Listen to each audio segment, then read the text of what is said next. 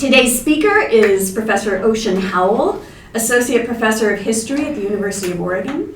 His research centers on the history of U.S. cities, especially on the West Coast.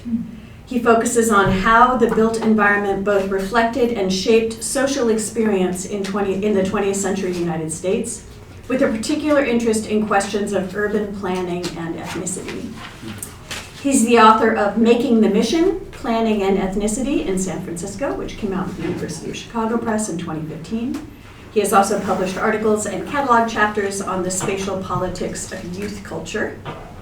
As a 2024-25 Oregon Humanities Center Research Fellow, Ocean has been working on a digital humanities project called Mapping Power with Digital Tools, an open history of Portland, and he's going to share his work in progress with us today. Thank you and welcome. Thank you very much, Leah. I really appreciate it. And thanks to everyone at the Oregon Humanities Center.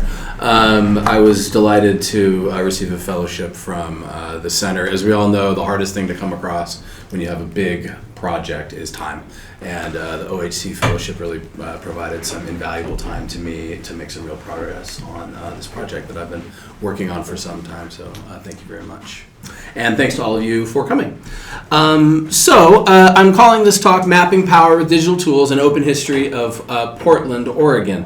The Portland piece of this is the latest step in kind of a longer research trajectory that I've been on since really pre-COVID. So to situate it properly, I think it's going to be useful to place it within that larger research agenda. So I will talk about Portland, my Portland project. That will come near the end of the talk. I want to talk about this larger project that I've been working on. So the big argument I want to make with all of the work that I've been doing over the last 7 or 8 years, say, there's a couple of big arguments I want to make. One is just for digital humanities, to try to convince fellow humanists that we should be turning our attention to this.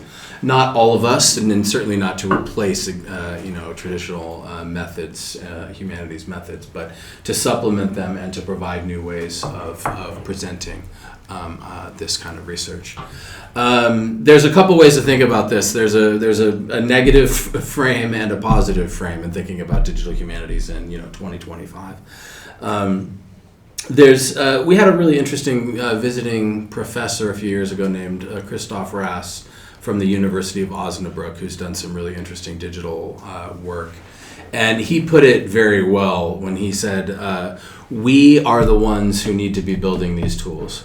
That is, he was talking to historians, but I think it applies to humanists in general. We are the ones who need to be building these tools, because if we don't, someone else is going to do it for us, and we're not going to like the results. Some real clear evidence of this is if you think of something like,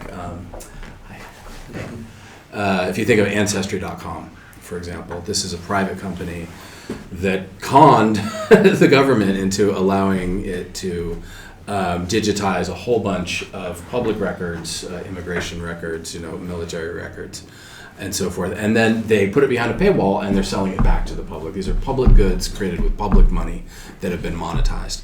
And I find it outrageous. Now that's just one particularly nasty expression of a lot of kind of different proprietary issues that we might come up against with other people building these tools for us.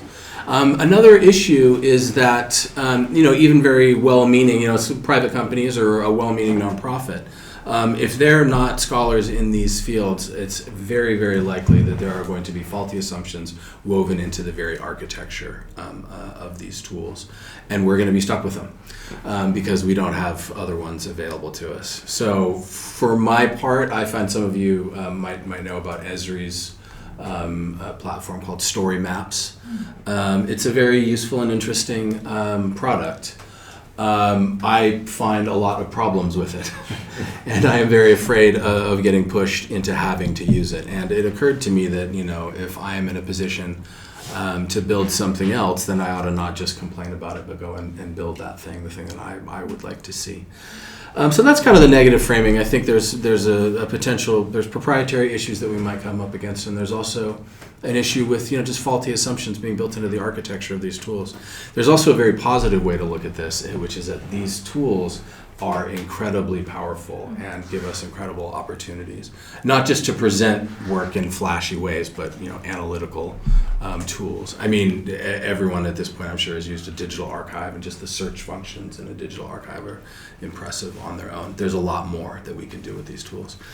It's natural that chronically underfunded humanists wouldn't be leaping into this arena. First of all, there's the issue that it does take resources. It's also not part of our training. Right, we're not trained technologists, and there's finally a culture of wanting to preserve our traditional methods, and I want to be very clear up front that I am on board with that mindset. I very much believe in preserving the traditional methods of history. I just want to supplement them, not replace them, and provide new venues to present this work. So. The other big argument I want to make, and here I'm talking more specifically to historians and maybe particularly to my subfield of urban historians, is that we need to pay more attention to visual materials and especially maps. For urban historians in particular, we often use maps. Any urban history will have a map of the city they're talking about in there. They don't say anything about it though. It's there to illustrate, not to argue. And I want to make the case that we need to be paying a lot more attention to these sources, because there's a lot of material in there, stuff that you will not find in other places, in the kind of meat and potatoes sources of urban history. So newspapers, minutes from the city council meetings, reports of municipal agencies, that sort of stuff. I'm going to keep using all that stuff, but I think we need to be supplementing it with analysis of maps in particular, because I've found in a lot of cases that when you look at planning maps, people will say things there that they will never say in print. They will never say this to a journalist. They will never say it on the floor of a city council, because to articulate these things clearly is to invite challenge. So you'll often see use a little urban history speak here, the group that we find in almost every city in the early mid-20th century we call FIRE, the finance, insurance, and real estate interests. These are very savvy political actors. They understand that if they say we would like to level this entire working class neighborhood and run a freeway through it, that's going to be a problem. That is going to impede their process. So they obfuscate, they hedge. But when it gets to the point of when you have to draw up the actual plans, there's no hiding, and they speak very clearly in those kinds of places in ways that they won't in other places. So that's what really motivated me and brought me to this project, and particularly. Leah mentioned my book, Making the Mission. I won't get into the argument of it, but I will tell you how it spawned this whole track that I'm on now. I was trying to make the case that, if you look at the old original redlining map, the Homeowners Loan Corporation map from 1937, and you compare that to an early freeway planning map, before there was no freeways in the city in the 30s, but they were starting to plan them, that if you looked at these two things and did a comparative analysis of it, you could learn a lot. And I found myself asking my readers, look at this map here, and look at the feature in the lower right-hand corner of this. Now turn back to page 236 and look at this feature in the upper left-hand corner.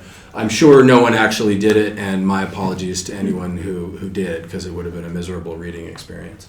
But it occurred to me that these tools offer some real opportunities for this type of analysis. So at that same time, I encountered this project, which is called the Noli map. This is a very interesting digital project that was produced by Jim Tice here in the architecture department at the UO. So I'll leave you all to go check it out if you'd like. It's just an interesting kind of interactive map that takes this. It's an 18th century map of Rome that's incredibly detailed. Then he's got all these kind of interactive features that explain the map and interpret the map for you. So I was intrigued by it. I invited Jim out for coffee, told him what I was thinking about, and he put me in touch with a guy named Eric Steiner, who is here now in the infographics lab, but was down at Stanford then at the Center for Spatial and Textual Analysis, CESTA. And he's actually co-founder of it. So I, long story short, met Eric. He invited me down to give a talk at SESTA, and everyone was interested in my project, and I was really honored to be kind of welcomed into their lab as a visiting scholar. And over the next several years, Eric and I and a coder, a terrific coder named Cody Leff, Cody the Coder, and about 10, at least 10 interns from Stanford built this website, which is called Imagine San Francisco. My original idea was that I was going to focus on unrealized urban plans so that you could see what the city would have looked like had certain plans been enacted, but I pretty quickly realized that there was a much bigger opportunity here to collect all of the maps in the history of the city. So I am making the case that these 70, 80 some odd maps, these are carefully curated, but if you put all these together, this is how you can tell the spatial history of San Francisco using these particular maps. I encountered thousands. There's thousands upon thousands of maps, but these are the ones I've selected. Excuse me. But to show you the tool, I thought it would be useful to, an entry point would be that frustration that I had in trying to do the comparison with the Homeowners Loan Corporation map. Where am I? Here we go. So I'll show you how much better of a process this is. These maps, by the way, are very rich. For obvious and good reasons, people tend to focus on the areas where they drew red lines, but there's a ton of information in these maps about cities during this period. So you can fade out any map over any other, turn on or off as many as you like, and do comparative analysis that way. One feature of these maps that really fascinated me, though, was these areas, which I call no-lined areas instead of red-lined. No-lined areas are areas that are heavily residential, but that the Homeowners Loan Corporation nonetheless describes as, quote, non-living areas or industrial commercial. So there are a lot of people who live here and in here, for example, which I knew from studying the city for so long. And why did they call this a non-living area? And I was puzzled over that until I started doing comparative analysis of the maps. So why did they describe this heavily residential area and these strips here too as non-living areas? That's why. These were not built. Yeah, these were freeway plans. So, and I can also demonstrate, and I do in my book, that both of these maps were made consulting the exact same people. Both of these are pretty good indices of the interests of the fire interests for shorthand. So the reason that these areas were described as non-living areas was that they were being targeted for massive infrastructure projects, particularly for freeways. They were planning to level these. So you can find this on your own through an analysis of these maps. I think of this side here, maps and plans, under this tab. This is the public history part of it. This is the where anyone can come. Maybe you just want to know where your house was and what it would have been. But maybe you're also someone who you're another researcher who wants to do a fine-grained analysis of where they drew the red lines versus urban renewal plans, for example, or anything else. There's a lot of analytical capacity there. So that's the kind of public history part of it. Here, under narratives, is this is a scholarly manuscript here. So this is a series of scholarly essays that use the tools, but in a much more kind of guided way. So let me show you that same analysis here. Again, work in progress. None of this is done. It's a ways along, but none of it is done. There's still bugs and other things. So some of that analysis I was just telling you about, I describe it here, and this is an essay that could appear in the Journal of Urban History, but I've put it here because I can illustrate what I'm talking about better. So as you read through, I'm giving background here. The visualization on the right will change to adapt to what it is I'm saying in the text. So a lot of background here, you keep scrolling, and then the map will start to react. So these strips, these white strips at the bottom are what I want the reader to focus on.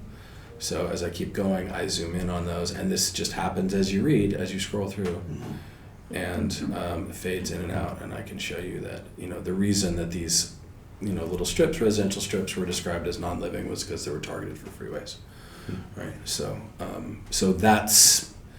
this is a scholarly essay, but I think it presents this kind of analysis in a more engaging and just more easily digestible way.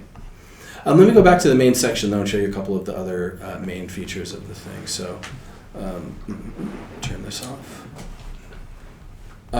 So this, I start from the beginning. This is the first map that is accurate of San Francisco. It's a English navigation map from 1833. Now, when I say accurate, of course, I'm just a caveat here. This is the first map that's accurate in the sense that when you assign actual latitude, longitude points to it, it doesn't get twisted and stretched in such a way as to become illegible. But that is, accurate within this particular spatial imagination, which is one that is colonial, first of all, and for most of the period that I'm looking at, a commodified land market. That's when you start to get really precise mappings of the land, right? So that's a limit of this project, though. I mean, and I most certainly don't want to suggest that the mappings and the spatial understandings of the people who lived there before were inaccurate. It's just that they don't track in this project. So this is very much, looking at the cities as capitalist, as in the sense that they're capitalist land markets, right? So, in any case, though, I hope you can see that there's a lot of potential here just off the bat. This shows the tripartite settlement strategy of the Spanish. So you have the military, the missionary, and the commercial. This is the little trading pueblo of Yerba Buena down here. You can also see, if you focus on the coastline, you can do a really interesting environmental history, right? You can track fill of all the wetlands, fill of changes to the shoreline throughout the bay. And each of these maps is accompanied by an essay. Now, the essays here, they're kind of like, they're scholarly essays, but they're like museum catalog essays. Most of them, though some of them are, in fact, making novel arguments. Some of them are just synthesizing, existing scholarship. But in a lot of these maps, I was surprised. We don't understand what they're mapping there, and we've got a lot of basic facts about San Francisco wrong. So some of them are, in fact, making novel arguments, but they're about the basic facts of the maps and what we're looking at. So let me show you a couple of other features by way of showing you some of the actual maps. Daniel Burnham was a very famous City Beautiful era architect and planner. He proposed a really fascinating plan for San Francisco in 1905. He was going to cut these grand radial boulevards through the existing grid and turn San Francisco into Haussmann's Paris, basically. He was going to rationalize and aggrandize the city. Here's another place where I can make an argument, just a factual argument. The literature, I was very surprised to find this, is all throughout the literature on San Francisco, people suggest that only part of this was built. Of this plan was built. I can show you very, very clearly that absolutely none of it was built. And you get into this kind of back and forth with people, about whether or not it was built. The Civic Center in particular, people suggest that part of the Civic Center was built. No, it wasn't. And here I can show that very quickly and very dispositively, that this wasn't built. So it's useful in that sense. But look, even planners sometimes, when you look at everything in plan from the top down, it's hard. You can only understand so much of a project. So to address that issue, we built in this feature, which I call pin layers. These are child maps that are below the main maps, and you can tell they're associated with the map because they're indented below it. So hopefully that's all very, very clear and intuitive. And these are, if you're in this geographical spot and you're looking in that direction, this is what you'll see. This is a bird's eye view, of course. Here's what his Civic Center would have actually looked like. I think his views from Twin Peaks are very interesting, and they really get at some of the ideology of the plan. So here's what it would look like if you were looking east over the city. You could see all these grand Haussmannian boulevards cutting through the grid. Notice all of the kind of neoclassical flourishes, right? This is where we're rooted to ancient Greece, to ancient Rome, And then This is the Athenaeum looking west out to the sea. So it's very, westward the course of empire, takes its path. So yeah, that's the pin layer function. To show you the other basic functions, I want to show you a really interesting WPA map. This is a scale model of the entire city. Every single lot has buildings on it that were all built by actual people. It's a scale model of the whole city, and it's kind of an amazing object. Now, it might be kind of hard to understand what this is. This is to show the base maps over here on the right. You can get this out of the way by the one with this, if you want, with this thing. This thing is called, I'm learning all of these funny terms. This is a hamburger. That's what web designers call it. So, but open it up, and then if you turn this on, these are aerial photographs also produced by the WPA from 1938. So that's what people did. They went in, took these photographs, and used them to create a scale. It doesn't correspond 100%, but pretty close to it. A scale model of the entire city.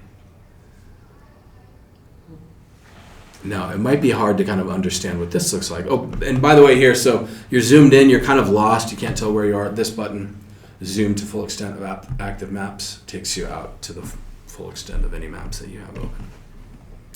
I have a pin layer associated with this, so you can see what this work was actually like. So this is, if you're sitting there, that's where the pin goes, because that's the view you would get, and you see these Godzilla artists, creating rather than destroying the city.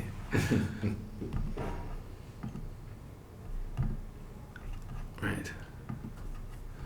So these are, this one is just fun, but there's a lot of these where you can really, triangulate, historic photographs, historic drawings with the maps and plan, and then bring in, traditional print sources to kind of triangulate between these things and present them in a very dynamic way. Right. One other feature I wanted to show you. I'm going to turn these off, but leave on the 1938 aerial imagery there. So here you see these are called carrots. They're drop-down menus. There's a number of cases where I have a number of maps that are very similar. So U.S. Coast Survey produced a bunch of maps that all look the same, and to keep things from being cluttered, we implemented this feature. So this is an urban renewal plan. They had a design competition, so they generated at least 10 different designs for one space. So to keep it well organized, you just do the drop-down menu. And then I'll show you a particularly wild one that was not chosen. And so again, if you're also kind of lost, don't know where you are, you can zoom in quickly to your map using this button. So this would have been, these are 1960, this is 1938. This is basically what the city did look like at the time. So this is a particularly wild plan, and if this is confusing you, I wouldn't blame you. It's a very surprising. So this mega structure that was going to cover, a substantial 8 blocks of downtown. The fact that this was that this was seriously entertained is interesting in and of itself. It tells you a lot about the thought process during that era. They were going to just clear cut the city and make a modern city. These essays here, these are really grounded in so this is for the lichen one. This quotes heavily from the report describing why they didn't pick it, and it's what you think. It's just too wild, basically, is what they say. This is public history. It's open history. It's open history to anyone who wants to look at it, anyone who's just interested in the city, but also to other researchers who want to use it as a tool to compare, to do a fine-grained kind of comparative analysis. Let me show you one more of these essays, though. This is another instance where, this is another instance where I found things that were surprising, that there are some, in the literature, in the scholarly literature, there's a real misunderstanding about some just basic facts about the city. And I discovered that through building this, through using this site. It's not only that you can go and answer questions, it also generates questions as you use it. and as you build it. So what I found, to my surprise, was no one knows why there's a cant to the grid. The grid goes 11 degrees to the west here, as you can see. And there are very prominent scholars, people who I have a great deal of admiration for, all have the story wrong. The story that you hear most often is that the grid is pointed that direction to accommodate the hilly topography. So I can show here using an 1853 Coast Survey map that doesn't make any sense.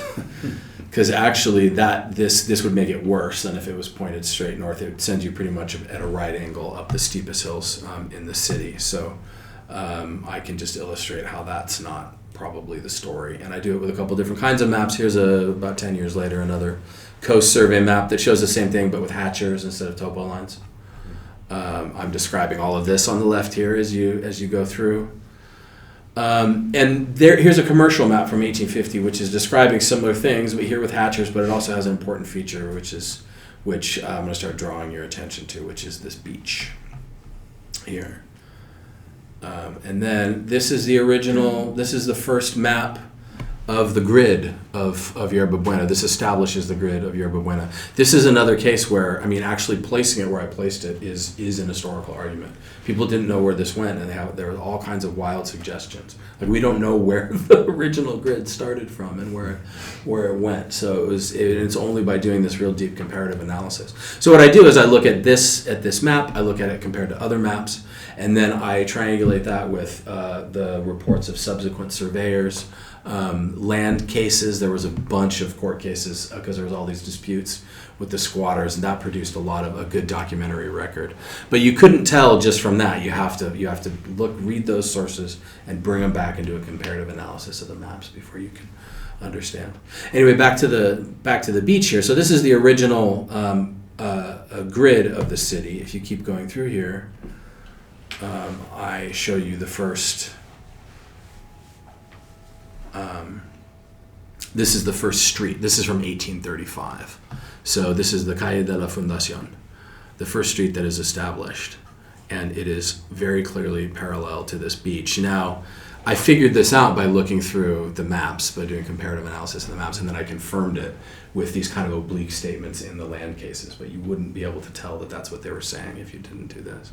So about the beach itself, that's the story. It was oriented towards the beach. Look at where the beach is. It is so far inland. The reason that we don't know this story is because this beach was filled in by 1854. So it's a natural feature of the city that is long gone.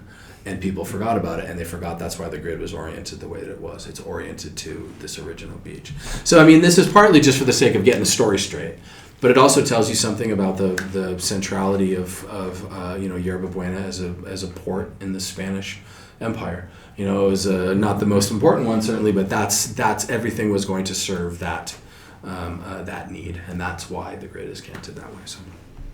And then in the rest of the essay, I'm going to analyze the Mission Dolores and the grid that extends from there, and talk about the process by which they met up in San Francisco's chaotic street pattern. So that's Imagine San Francisco. It took a long time to build this. It's very complicated, and even I hope that the design of the site seems very intuitive and natural. I would just want to say though that it's very hard to make something intuitive. There's a very good comparison back to writing. The best kind of writing disappears. You're kind of unaware of it. You're just carried along with the sequence of the argumentation and the narrative. Something very similar is true of web design. We had all kinds of different features we were going to build into it, all different kinds of ways that we played around with of organizing the site, and we landed on this as something that we thought would kind of disappear and feel transparent and really communicate the ideas in the best way. So I'm very proud of this. Stanford University Press is I'm talking with them right now about publishing it as part of their digital humanities list. It's something I've been working on for a long time. There are issues with it though. So I'm going to talk a little bit about the technical stuff. I don't expect you to understand all of this, but it's important to understanding the larger research trajectory and how I make it to Portland. So this whole site is built using WordPress. And WordPress is the world's most popular website builder. 43% of the web is built on WordPress. It's a very easy tool to use, easy for coders, not for, I can't build a WordPress theme. So what Cody Leff did, Cody the coder, was built a custom WordPress theme just for this. So what the really clever thing that he did was to basically teach WordPress to talk to a web map server. So the web map server is Stanford's. So the way this works is that I georeference maps in GIS, and then I feed them to the Stanford Web Map Server. So, and then this is part of their collection. This is another contribution, is this data set. So anyone who wants to use these maps, they're interested in my map. They don't care about my project, but they want to use my maps. They can download anything they want and use them in whatever ways they want. So, so this thing serves the maps to the website. So use it via this code snippets here. I basically point my website to this, and then it serves it back to the main site. Here's the back pages of Imagine San Francisco. If I can get it to work. This is what one of the maps actually looks like. So here's where I'm pointing it to, the web map server. And I've got a media library that doesn't want to come up, but it's not super important. It's a pretty good user interface. It's pretty intuitive, but it's very hard to use. And then the web maps, the pin layers I was telling you about, I build in another thing called Mapbox. So here are the pins, and they have these features associated with them, and that feeds back into my website and creates those pin layers. So there's a lot of steps. Once you get the hang of it, you get a good workflow going. It's pretty. It works pretty well. But it's a very bespoke object. Here are the issues with it. With WordPress, for one thing, it is its own environment, and when they push updates to WordPress, it can break the site, and you have to go in and fix the things. So you're chasing down these little errors. It hasn't been a big problem, but we have had to go in and fix things. So we're at the mercy of the WordPress environment, number one. Number two, it's very difficult to spin up new instances of this. I tried for the Portland one. That's how I got into this. I tried to build one for Portland, and even with a coder, you have to have a really good coder in order to spin up a new instance of it. So that's a barrier. The other thing is, while I am, honored and delighted to have access to Stanford's web map server, that is not a thing that most people can count on. And even it's hard for me. I have access to it, but they don't work for me. I'm a satellite of Stanford, and I always feel like I'm their hat in hand asking them to put things up on the site, and they don't treat me. They don't treat me like I have hat in hand, but that's all it would take is one or two people leaving, and my access might go away. Even with the access, I'll submit a map sometimes. They've got an insane workload, someone's out of town, it'll take 6 weeks to get a map up here. Then I realize I made a mistake in the map.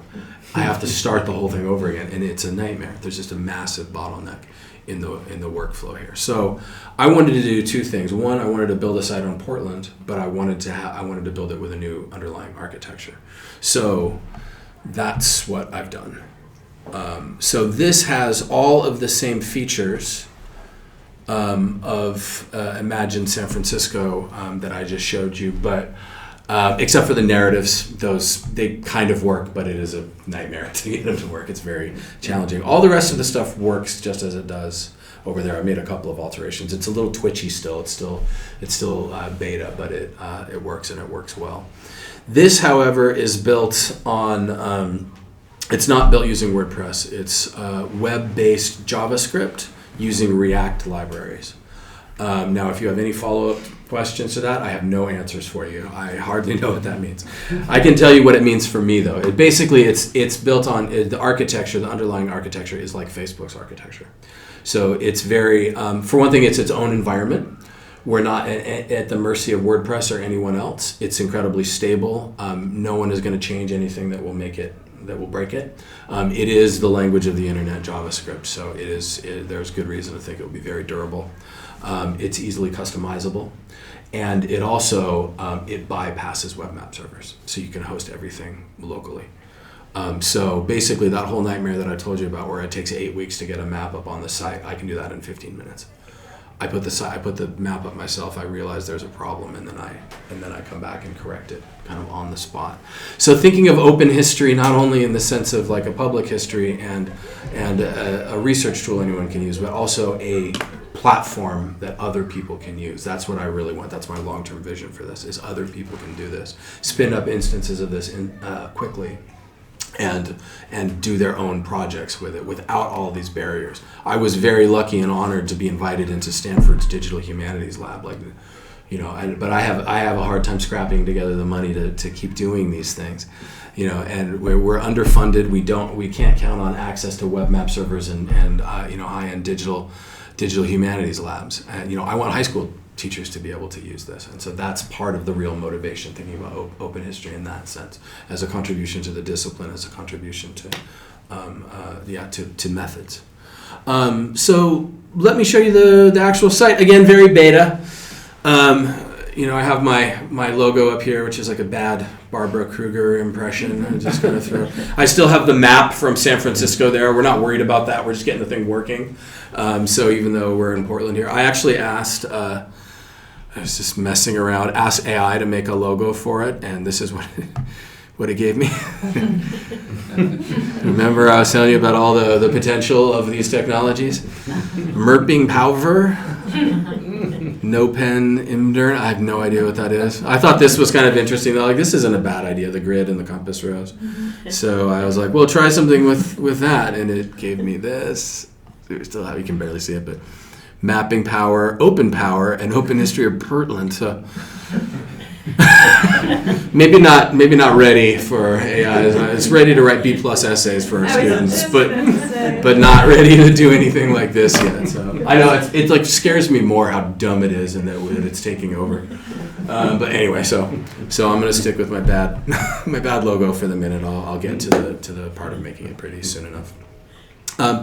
It took a lot of time to get this functional, so I haven't had nearly as much time as I would like to get the data up, the maps up. So what I've been doing is focusing in particular on African American history in Portland. So let me show you some of the things I can show you.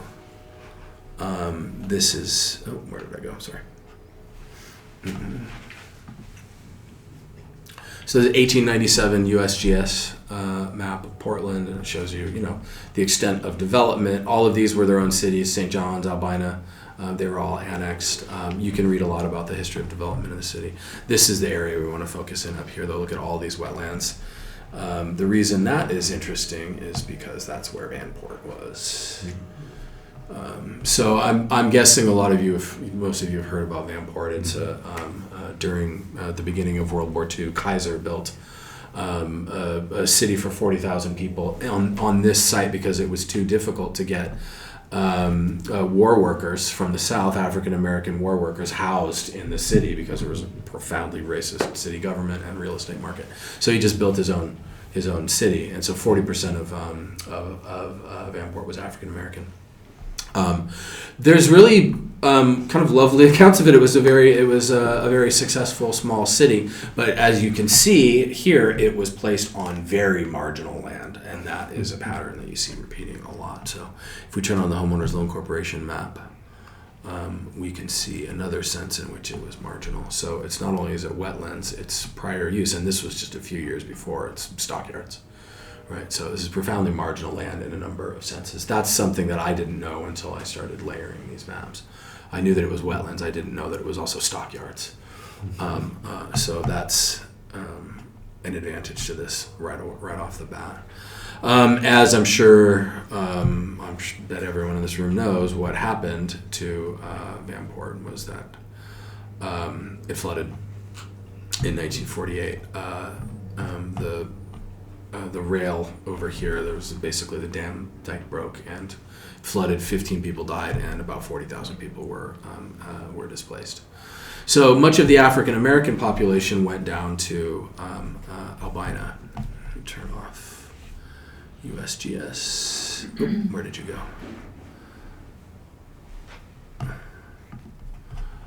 So let's focus on Albina here. I found this very good map from a WPA report. This is mapping non-white population. So the darker squares, these are 90 to 100% African American and 80 to 90%. Or non-white, but it was African American in this case. But notice where all of this clusters, the non-white population, and then let's turn the Hulk map back on.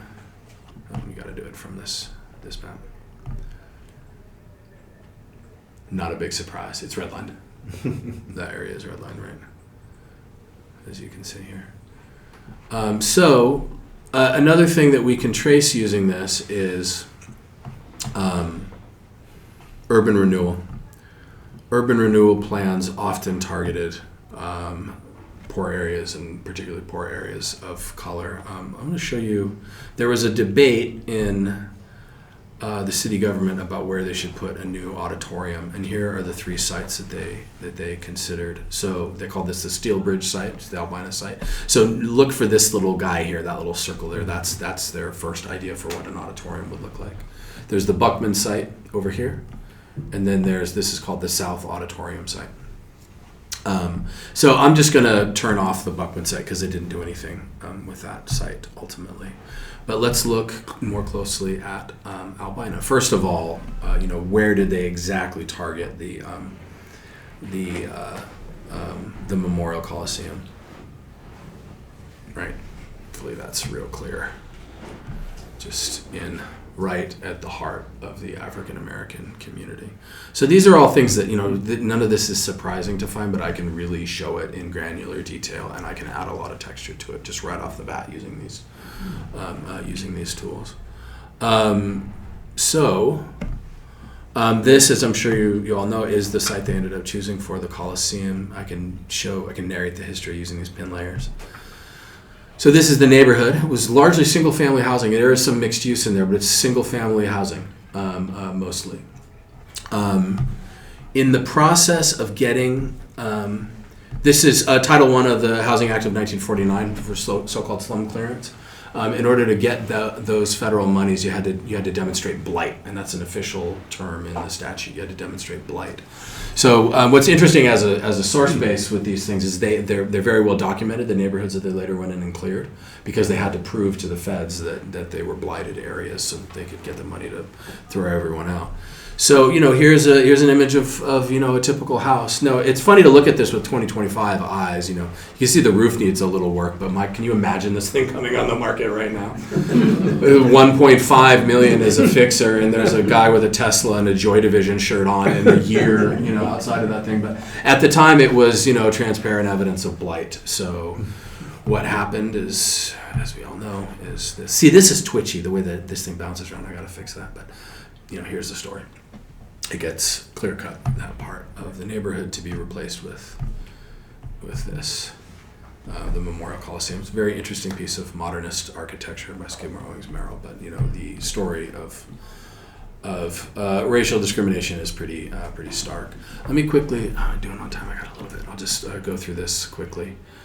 Let's look at the South Auditorium site. They didn't put the auditorium there, but they didn't want to pass up the opportunity to clear this neighborhood either. So, let's observe a couple of things straight away.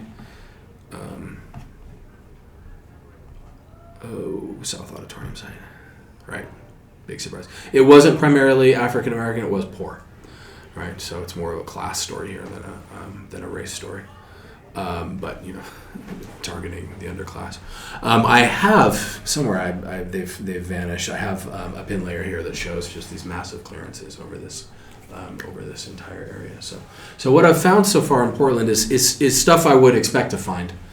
But as I said, I can add a lot of detail to it. I can prove things. I can add a lot of texture to it, and a lot of supporting evidence. But the further I go with this project, I expect I will learn a lot of other things.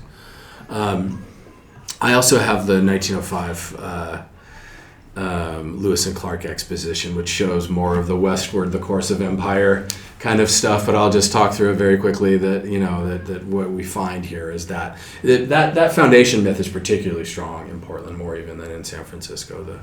kind of the settler colonial narrative of the foundation of the place, which comes into profound conflict with the real population of the place the further they got into the 20th century. So that's the Portland side, and I'm gonna keep working on this for a while. The real, and I'm very proud of both of these. The real measure of success for me after 5-10 years will be if other people are using this. So I had a terrific master's student do his master's thesis defense on Wednesday using this, and he did a great job with it, and it was really gratifying. And that's what I really hope to see, is more and more people using this product. And it's open history. I'm trying to remove barriers for everyone to use this kind of thing, and we chronically underfunded humanists can use this stuff too. So if anyone in the audience has an idea of how you would use this, please talk to me, and thank you very much.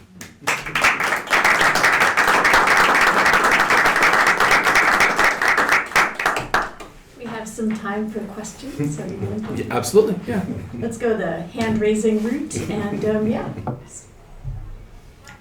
Yeah. What was the rationale for the WPA to make a scale model of the city? Put unemployed people to work. I just thought it was busy work. Yeah. They also there was another rationale, which was I think kind of a just a cover at first, and then became a reality, where they said, oh well, the planners will use it. The urban planners will use it to mess around with their ideas. They didn't for a long time, but they started to actually. I can show you one thing here. Hopefully I can do this really quickly. So this corresponds exactly to the old city except for this. See this whole area? Here? Look at that. That's not the fabric of a 1930s city. That's an urban renewal project. And much of it was actually built, not exactly as it was there. But if I pull up the Western edition, the Fillmore redevelopment map, you can see that. And they literally did. They just cut out that part of the city, lifted it out, and then put a model in of what it would look like. So the other rationale was for planners to see what things would look like. Yeah. Is your map address specific? Yeah. Like a Google map, can you put an address in? Here, this. Well, yeah. Yes, this feature is broken. Actually, I am not. We haven't tracked down the problem yet. I would bet a lot that it's a WordPress update that we have to track down. Do you mean the web address or like street addresses? Well, no, but yeah, like a street address. Can you? Or it's not. That's not the function of it, really. You used to be able to do it. That's a broken feature. If you put an address in here, it would just zoom right to that spot. All right. It was a really nice feature, especially for like the public history thing. But it's broken right now. That's the kind of thing that will not happen with this. Mm-hmm. This is a different has a different architecture behind it. It's much more stable. Yeah. I wonder how you can envision this to be integrated in planning, training of planners, so then planners can understand also what they are doing and what they see before they even think what's going to be next. Yeah. They're thinking before, how did we get where we are? Yeah. Yeah, I have thought about that a lot. I would be delighted if planners used it because, we urban historians think planners really need to understand the history of the places rather than just getting excited about their new tools. Understand the deep history of places. So, I think this is a quick and easy way to do deep histories of sites. I don't know of entire cities, neighborhoods, blocks, down to the level of lots. I've taught with this a lot. I teach my urban history class. I taught a whole class using this in the fall, and I think I mentioned that. And I had students do histories of colonial planning in Manila, Japanese occupation of Beijing, that military Seattle site, and it's. So do you have them build sites? Yeah. Okay. Yeah. No, and it really and it was a really twitchy version of the software too. It was buggy. It's better now, and they could all do it. So the only really difficult thing technically in this side of it, there's a lot of technical stuff you have to do with the old workflow with the WordPress. With this, you just have to know how to georeference, and that is a place where I'm trying to remove friction everywhere so more people can use it. That is a place I don't want to reduce friction because that's important. That is a manner of conducting research, to study these things very deeply and to place them where they ought to be. You're making arguments. Sometimes it's dead obvious where you put it, but a lot of times, surprisingly, it's not. But the students were all able to do that. I taught them how to georeference. I taught them how to.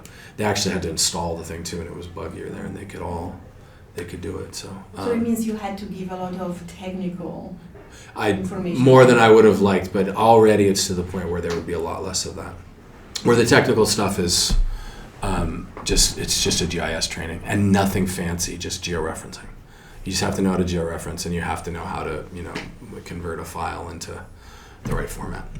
And did I have checklists? It's dead simple. My question is about how do you get your databases really diverse, because you have different kind of maps, so where do you get them? Based on different kind of projects and the maps yeah, themselves. and sometimes it's maybe digitalized, sometimes maybe it's in your file, sometimes it's probably from brochures. All of that. Yeah, so I'm just wondering how you get this database. So for the older maps, there's the David Rumsey site is terrific if no one's ever played with it. He actually georeferences some of these too. That georeferencing is not any good, so I just get the original map and georeference it myself. So some of these maps are originally from here. That's mostly like the 19th century maps and some of the early 20th century maps. And then a lot of them are from my own trips to the archives. I've digitized, like all the urban renewal maps, for example, those are all mine. There are other places, actually, archive.org, I won't be able to pull it up. Archive.org has a feature with old planning reports. They'll break them out into individual pages, and you can download the individual pages, very high resolution maps, so I've gotten a few like that. It's all most of it is all well out of copyright and public documents anyway, so there's no copyright issues, excuse me. Yeah, that's the main way. It's kind of a lot of the ones from Portland I got from the Multnomah County Library has a decent digital collection. Mm-hmm. Some also came from Oregon Digital, which is a good and growing collection. And then a lot of them I just I go over there. Kathy Stroud in the library has a collection of maps. I go and some of them actually I've found that the technology is amazing, even with like a good phone. With some of the old maps where if you open it all the way, you are going to rip that spine apart, and that means you're going to get a lot of distortion if you try to scan it. There are ways of just shooting high. There's some photographs of maps in here, and you'd never know the difference. The barriers to doing this kind of thing are a lot lower than they used to be. But in answer to your question, from wherever I can get them. So you just get the data and then just feed your websites and then just use those features and just to analyze and just try to make the arguments based on the findings based on your comparison of different maps. Yeah, that's the whole thing, and I make them available via the Earthworks, Stanford's Earthworks catalog, to someone who wants to do something completely different with them. Yeah. Yes, a cynical realist once observed that life is what happens after one makes plans. Right. And your presentation, of course, illustrates that literally and figuratively. And in a certain sense, you acted locally in terms of, U.S. West Coast, but I'd like you to think globally for just a second. One of your first maps was of Rome, I think. Oh, that's not mine. That's okay. Yeah. That's and I just wondered what the analog would be in terms of, shall we say, to make it a little bit more specific, Western European urban centers such as Rome and London and Paris. If this would be applicable, and what would you say would be the major obstacles and major benefits? No, there's no obstacles to it at all. It works. And it would work great in all those places. It would be particularly interesting, to have this map. This, of course, hasn't changed very much because that's all, there's historic preservation regimes that are keeping that in amber, this part of the city. But to have old maps of the city, the old medieval cities will come through on modern layers. I mentioned Christoph Rast at the beginning here at the University of Osnabrück. He was very keen. This is part of the reason, Christoph is one of the reasons I did this, because he really wanted to use my platform. He's doing a really interesting project in Eastern Europe where he has LiDAR data for Holocaust sites. So he knows where the bodies are buried literally. And he wants to compare those maps with historic maps and all the maps where people are saying the bodies are, and those two things do not correspond. And this is a very useful tool for him to be able to demonstrate that. So you can do that. You can. I am really excited about people figuring out completely different ways to use those. You know, I'm an urban historian, so that's the framework that I think in. Ryan, I've thought about you sometimes. I mean, there's no reason why you couldn't do fishing grounds with this. Yeah, sure. You know, anything that has been intensively mapped, you know, you can do the ocean floor. Anything that has been intensively mapped, you can use this with. And in fact, it even occurred to me that art historians could use this because, you know, all you have to do is turn off all of the base maps, and you have a blank slate. So I keep thinking about Guernica. You've seen those series of sketches below Guernica. You just assign it latitude, longitude, and you can fade all of those out over one another. I mean, it's adaptable in that way. So if anyone wanted to, I mean, it would feel funny assigning latitude, longitude, but who cares?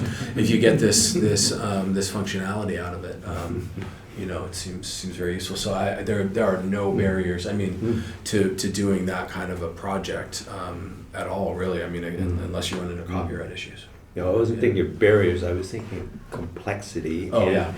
Because, you know, you're talking about basically 2 centuries or less of history. Yes. And if you take a site such as London, I mean, it's 2 millennia. Yeah. Well, I thought about that. I mean, there's a couple different ways of addressing that. One would be to use these things really aggressively, the drop-down menus. So this is the 19th century, and then the next drop-down menu is the, you know, up to the 1920s or whatever. The other thing to do would just be to add tabs in. That would be hard in this. This is a little fussier, but in this, I don't think it would be hard at all. You could have separate tabs for. Yeah, no, that's a very good point. It could get. I mean, imagine San Francisco is on the verge of getting unmanageable as it stands. But yeah, you're right. Millennia of maps. But I mean, there are ways of organizing it just with the tabs. Would be good. Yeah. Okay.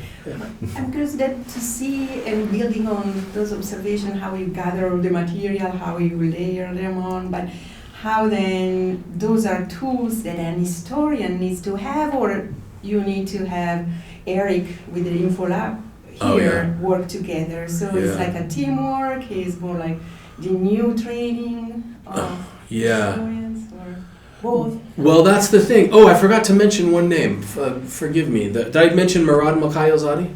Murad Makhayilzadeh is a computer science undergrad here. He built this, Okay. and he's going to be a master's student in the fall. He built this architecture. This is me and him, but also working with Eric. We check in with Eric in the infographics lab. But this has been a little bit more us working on our own. And no, that's the thing. No, you don't have to. I mean, I taught my class. We coordinated with the infographics lab a little bit. But no, you just need to teach people how to georeference maps. And then the rest of this, if you can use Facebook, you can do. This is what the back pages to this look like. You know, it's just, you know, here's a map. You go in here, you give it a title, give it a description. This is a vector layer. This is here's how you put in the points. Oh yeah, you build the points layers, the pin layers in here. Rather with the other thing, you have to build it in something called Mapbox, which then you send back to the WordPress site, and then you feed that to the site. This is all built in-house, so to speak. And the maps are all hosted. If you have a Gmail account, you have what's called a Firebase account, which has 5 gigabytes of data free.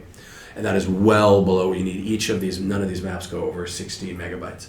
So you could do Rome still, the millennia of Rome, and still not hit that limit on what's freely available to anyone with a Gmail account.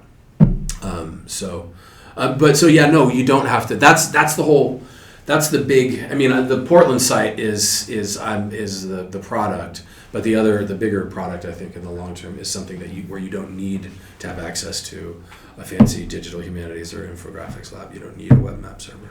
You just need to know how to georeference and how to fill out a web form. So it's just really a different way to think about the humanities and the work, the time you want to put in Yeah. into your work is doing this. Yes, yeah. I mean, on my side, yeah, it's Yeah. it's a tremendous amount of technical Yeah. work, and I've had a lot. Yeah. I've had to learn a lot of technical stuff so that other people don't have to.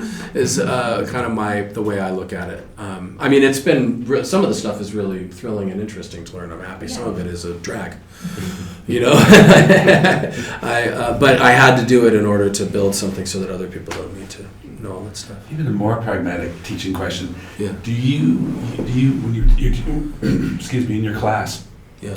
do they have their own laptops? Do you have a teaching classroom with a projection, or they all got a special lab with 2 screens and No, and I just PCs? just like I did here. It's if I can fade things in and out, I just use it as a lecturing tool. And they're working on their own laptops that they bring with them? No screens. No screens in that class. And I did a 400 level class that was like a workshop where they were building their own versions of it, and in those we're all doing like trainings simultaneously together, and so I would give like a demonstration of how to do some back end thing, and then they all do it, and I circulate it. But that's for the building the site part of it. But I use this in lecture courses, and it's really effective. It works really well. It gets their attention. Because it's something different, it's just visually engaging, and I can show things really clearly. I don't have to go to. What I used to do is like, okay, look at this redlining map. Okay, go to the next slide now. And the same thing I was telling you about in the book. Like, do this operation in your mind. Well, why don't I just do it for you? And it's much clearer, and they absorb it much more easily. Yeah. I think we can take one last question. I saw this one here, I don't know if anyone behind you. I just wonder if this is kind of open source and everybody's can use it. Yeah. Just like a story map.js. Yeah. I know you criticize that because I use story map.js to teach, so Yeah, I'm yeah. just wondering if I could just have this to teach my students. 100%. Yeah. I Yeah. mean, You want me to set up a site for you? Sure, I think we should just have a Okay, kind of okay, send me an email. sections Send me an to email. discuss for more details. Yeah. Because Yeah. this is much more advanced and for students to compare Yeah. more deeper, much deeper source or develop their analytical sense. Just compared to story map.js, you just put Yeah. maps and also pair. It's restrictive. That's the thing with story maps. Yeah. And who just control and who will be sponsor for the whole maintenance for this Yeah. this platform? Well, as of right now, we haven't. So this is open source, and this is up on GitHub right now. This is a custom WordPress thing you can get down. As I said, you need some real skill in order to spin up a new instance of it. This is open source, but we haven't published it yet because it's still a mess like this is. Mm-hmm. But I can set up. I've already set up beta sites for people. So if you're happy dealing with a little bit of twitchiness and you want to test it. I mean, I really want people to use it because before I get too far and get feedback from other people, because so far I'm really the only one who's used it, me and a handful of students, although I did get great feedback from them about ways of designing the site. But I would love it if someone Because want to story teach with it. map.js is housed by Knight Library by Yeah. Northwestern University, right? So Yeah. Northwestern. No, this is open source. Anyone can do this. So, not yet. You can't go get it off GitHub yet, but I can set up an instance of it for you right now. So.